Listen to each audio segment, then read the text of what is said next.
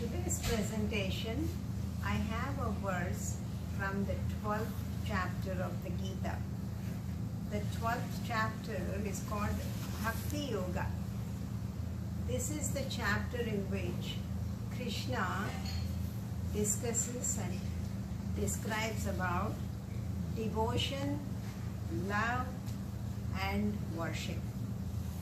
In the previous chapter, chapter 11, Krishna reveals his Vishwarupa to Arjuna. Having witnessed this cosmic form, Arjuna now has a question. He wants to know who is a better yogi between these two people, the one who is following the path of devotion, who is steadfast in his faith, and who looks upon the divine as Parama Purusha, the Supreme Being, or the other person who is contemplative, contemplates on the Creator as the imperishable, as the unmanifest, as the impersonal absolute truth. Between these two people, Arjuna wants to know who has better knowledge, who can reach the divine better. Krishna says, you can come to me either way. You can follow either path. However, Arjuna, he says, I would advise you to follow the path of devotion, where you are depending on my efforts. You are depending on my efforts, and I'm always there for you. I would take you under my wings, and I would help to get you out of this samsara, the cycle of birth, death, and rebirth.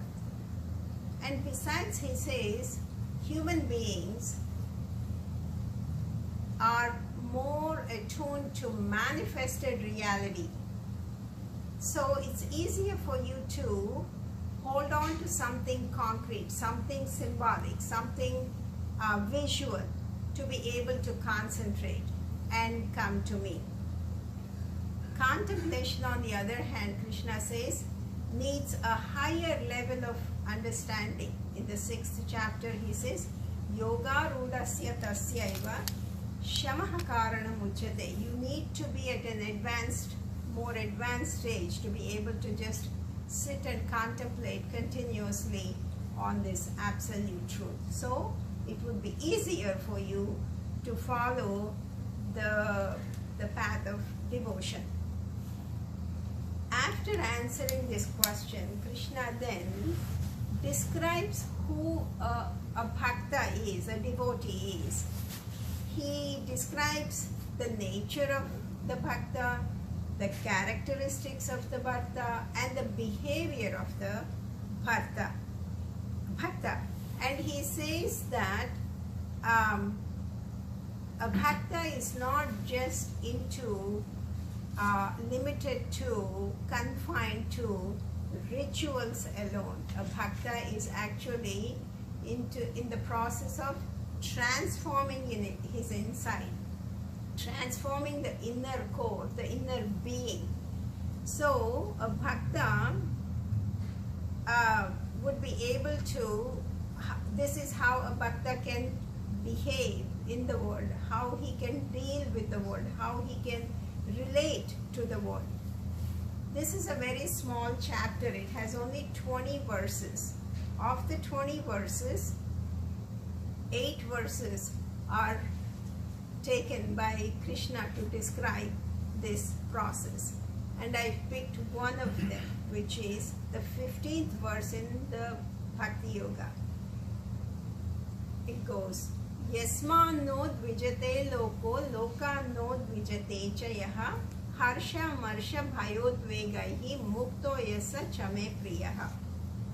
Krishna says, this person, this bhakta, who does not disturb the world, and in turn, who does not get disturbed by the world, and also free of elation, envy, fear and anxiety, that person is near to me. That person is dear to me. When Krishna says this person is dear to me, this person who does not disturb the world, loka, yasmanod vijate loko. Loka means people also, who does not agitate people, does not disturb the world, and does not get lokanod vijate chayaha. He doesn't get disturbed by the people or the world either. And also harsha marsha bhayodvegahi. He is free of these gyrations of emotions, elation, feeling envy or jealousy, or having fear and anxiety. That person is dear to me. When he says he's dear to me, Krishna doesn't mean that this person is my favorite person or I'm partial to him. He makes it very clear many times in the Gita, and I'll give you one example. In the 9th chapter 29, he says, Samoham sarva bhuteshu name dveshosti na priyaha ye bhajanti tu mam bhaktya mayate deshu chapyaham. He says, I am the same towards, Krishna says, I am the same towards all beings. I do not show partiality. It's not like I like somebody and love somebody and I hate somebody. But those who worship me with dedication and devotion, they dwell in me and I dwell in them. It's very similar to thinking about sunlight or moonlight. It's always out there. We can go, anybody can go and experience it. But if we shut ourselves in and close the windows, close the doors, even if the light is out there, we cannot experience it. So that's what Krishna is indicating, that I'm always there. It's up to you to find a way to connect with me. You find a way. There's not one way. He makes it very clear. There are many, many ways to come to me. And when he says this devotee is near to me, he says this person has connected with me. He is experiencing me. He's become one with me. So it is this inner transformation that Krishna talks about when he talks about devotion. And I have mentioned this before. Krishna throughout the Gita mentions that we have to continue to at the same time live in this world. He says, Niyatam kuru karmatvam in the 3rd chapter. Always do your designated activities, designated duties. You have to do those things. And that way we would be living in this world, conducting our business and doing our duties.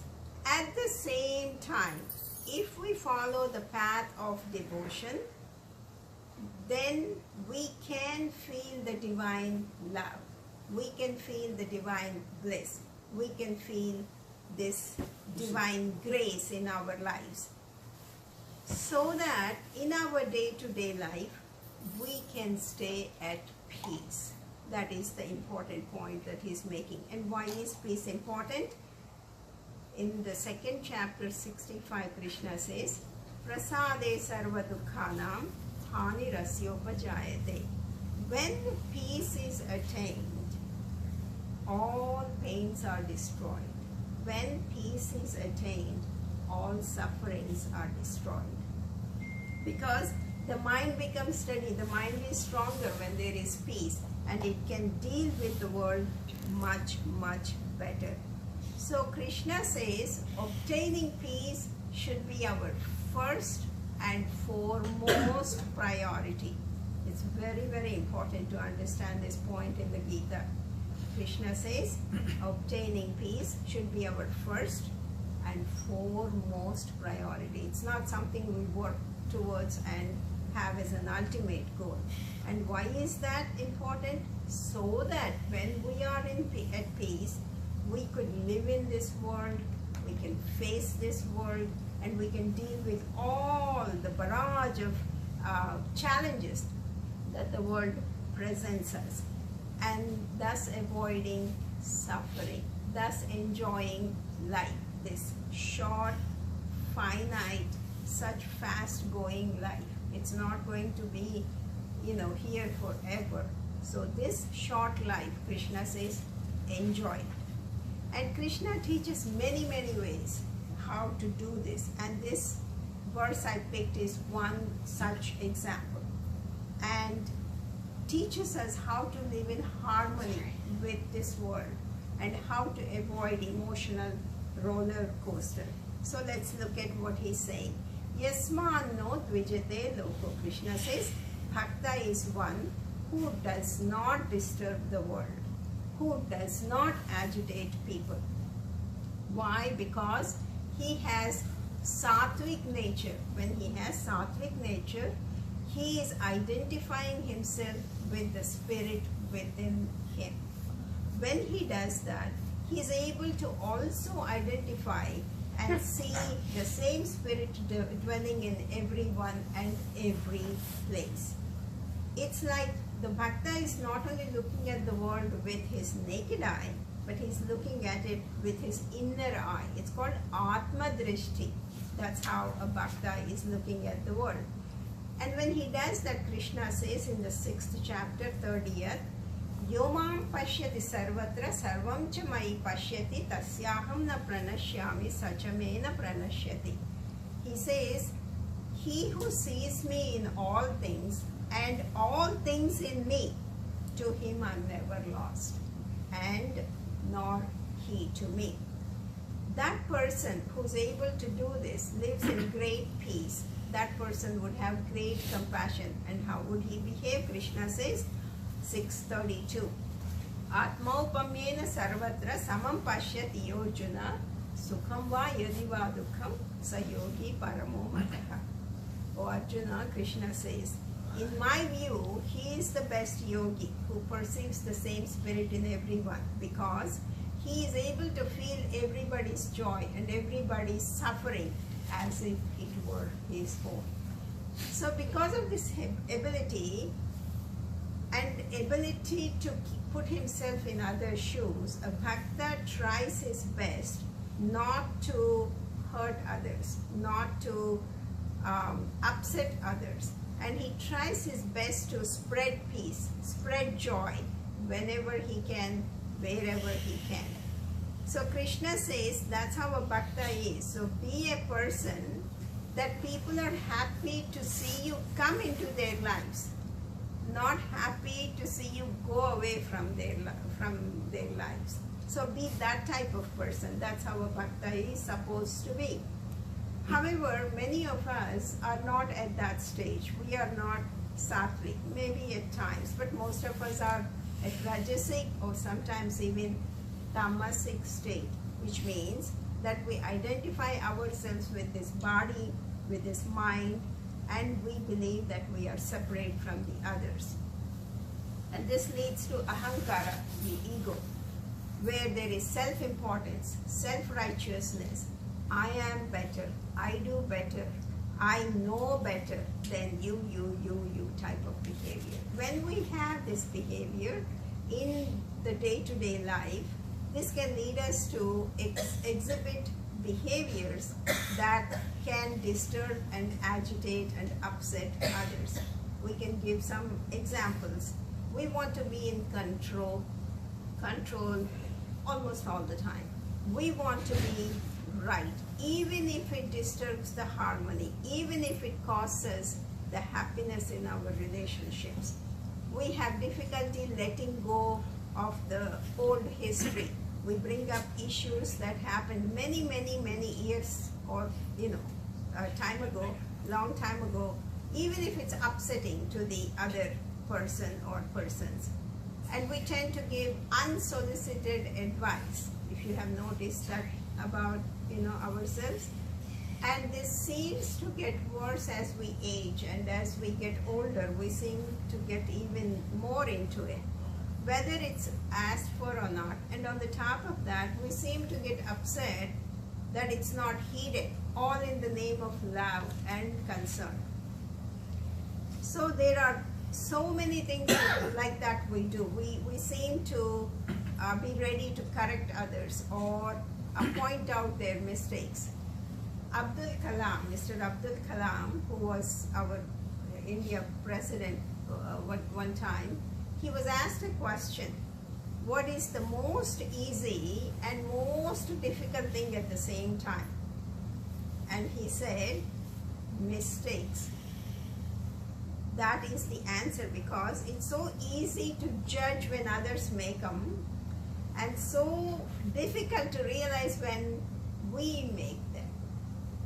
So it's that way, mistakes. We give ourselves a lot of, room to do things that we don't let others have. So we do so many things without sometimes knowing, sometimes not knowing, to disturb others. What are a couple of other things that we can think about? Listening to gossip, spreading gossip, or we may be rude and interrupting others when they are talking. We seem to be impatient. And if you notice, impatience and peace don't seem to go hand in hand. It's very difficult to be at peace when we are not patient. And one of the things that Krishna talks about is practice. Sit and meditate. Practice your patience. So most of these behaviors I'm talking about, where we are agitating the world, seem to be rooted in being judgmental, because we think we are separate, we are better, we are judgmental, we are impatient. And when we are busy judging, we forget to be joyful. That's as simple as that. And then, lokano dvijate chayaha. Next point Krishna says is, a bhakta is not bothered by the world, because a bhakta follows a couple of principles. Krishna says, 5th chapter 12, yuktaha karma phalam tyaktva shanti mapnoti naishtiki. A well-poised person, a well-disciplined person, attains endless peace by abandoning the fruits of his action. What does that mean? Everything a bhakta does it as an offering to God, and is not worried about the results. Whatever may be the results, he would accept them as prasada, as divine blessings. Things happen whether we are involved or sometimes even without our involvement. Sometimes expected things happen, sometimes unexpected things happen. Sometimes unforeseen things happen even without our knowledge or attempt. And Krishna says, 13th chapter, Nityam cha samachittatvam ishtanishtopapatishu. He says, when things happen, expected or unexpected, what a bhakta does is he maintains equanimity. He is even keel, he is even-minded, whether he's facing favorable things or unfavorable things. And this starts from the family itself, starting with the family. And one of the places that we really have difficulty is with the family also. So this is how a bhakta is. However, we, on the other hand, suffer from a barrage of expectations. We want, we expect things to happen this and this way. And things don't always go according to our expectations. The world does not run according to our wishes. So what do? We let the world, the people, upset us constantly and continuously, all because of these expectations. We suffer, we are unhappy because of expectations. We are so wanting things to be in this and this way.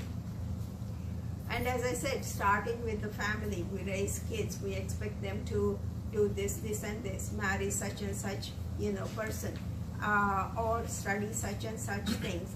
And it goes on from family to friends to finances to politics to you name it. And I'll give another couple of examples. One of the things we do is we don't let go of things. We become data collectors. Things that have happened in the past, we keep them in our mind, play them again and again and suffer again and again. And we somehow blame the world for our unhappiness. We don't take responsibility for our emotions and internal being.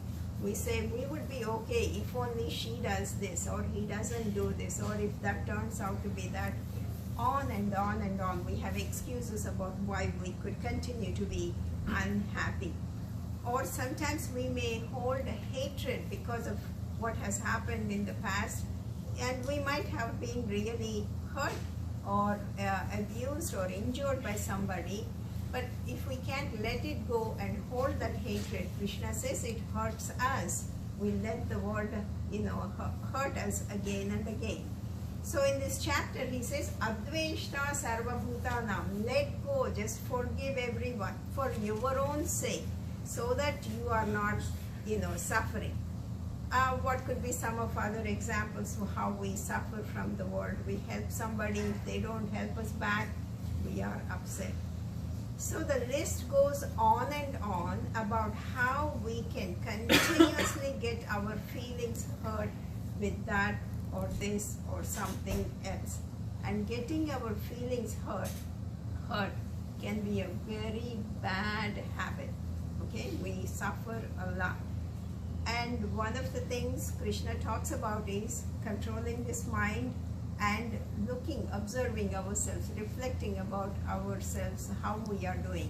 Practically speaking, this can be like keeping a journal about how upset we are getting, how often we are getting, how we are evolving. Are we continuing to be the same or getting out of this habit? And the acronym that we could use is FIRM, F-I-R-M. How frequently are we getting upset? How intensely are we getting upset?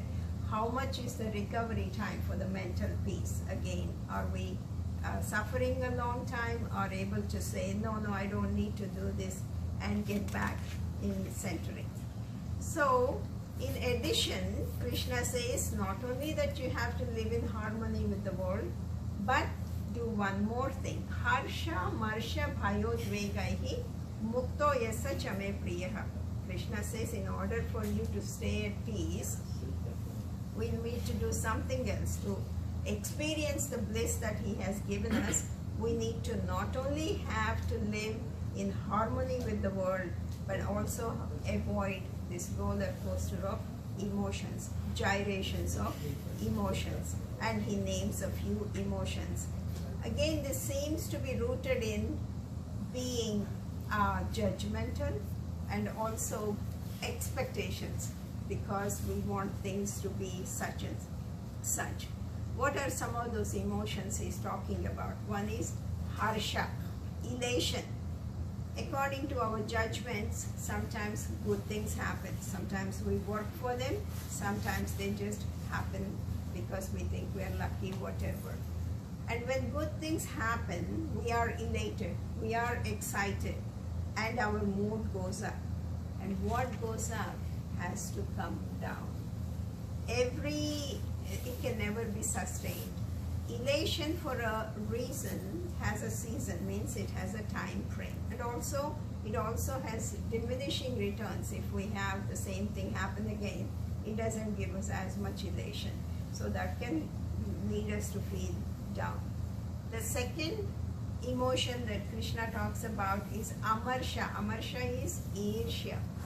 It can start out as envy. Envy meaning, I want what he has, or I want what she has, because we feel that we are more deserving. We need to get whatever others have. But it can slide down to jealousy, where we are not only wanting things, but we are unhappy if others have, or only we should have, nobody else should have. All that causes a lot of suffering, Krishna talks about.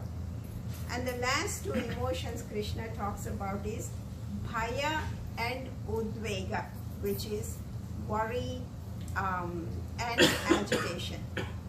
And worry about the future, worry about the fruits of our action. Those are the things that also causes a lot of unhappiness. And Krishna says, karmanyeva adhikaraste ma phaleshu kadachana. Krishna reminds us, we only have control over what we can do. We don't have any control over the results. So we suffer for nothing. When we are worried, we are, thinking about the future, we are worrying for nothing. So Krishna says, develop an attitude of expecting nothing and accept everything. Everything as a blessing. Doesn't matter whatever is happening and whoever is coming into your life. The most annoying person, look at him and say, what can I learn from this person? What can I learn about myself in this situation? Everything can be a blessing. Every challenge in your life can be a blessing. Krishna says, keep that in mind and be aware of that. Acceptance is learning to keep peace no matter what is happening, and then do whatever is necessary. Because when we have peace, a peaceful mind can come up with better solutions. We can do better job when we are at peace. Agitated mind cannot function as well. And acceptance is not resignation. Acceptance is not an excuse to be lazy. You have to do what you're supposed to do. As I said, niyatam kuru karma tvam. You have to continue to do what you're supposed to do. But keep your peace inside is what Krishna is talking about. So to summarize, Krishna says, do not try to disturb the world. Do not try to disturb others. Be kind and compassionate. In turn, do not be disturbed by others. Do not be disturbed by whatever the world is giving to you. During this process, also keep your emotions in check. Live like a lotus leaf is in the water. Padma patram evam bhasa, he says. A lotus leaf is always in the water, never gets wet. When water falls on it, it just slides off the leaf. That's how you're supposed to be living in this world, he says. Live in this world, but not be of this world. Okay? And do what you're supposed to do and enjoy your life. And that's what devotion is all about. And that's what spirituality is all about, Krishna says. And that's my presentation.